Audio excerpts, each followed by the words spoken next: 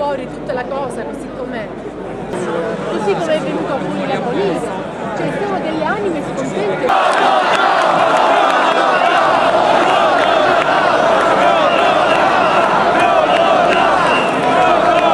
Hai rubato abbastanza soldi alla RAI e vieni a rubarmi anche in Parlamento. Ma vattene, vergognati! Oggi abbiamo visto per la prima volta nella storia della Repubblica Italiana il ripetersi di un settennato.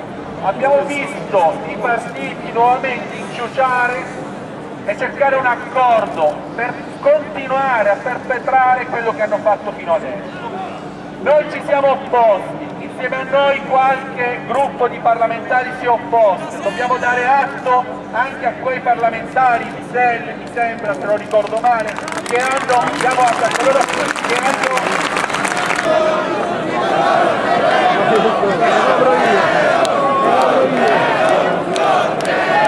C'erano anche le sedi del PD occupate, con scritto Rodotà presidente, e non erano i 5 Stelle, non erano i grillini. Rodotà non è un uomo dei grillini, Rodotà non è un uomo dei 5 Stelle, Rodotà è un uomo del PD.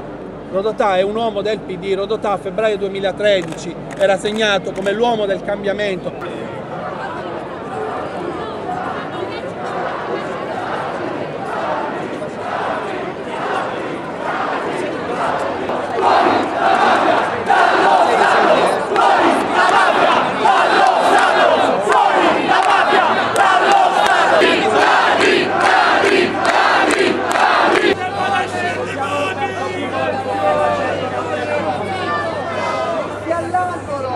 Perché Rodotà, soprattutto nel Partito Democratico, era la persona più votabile del mondo.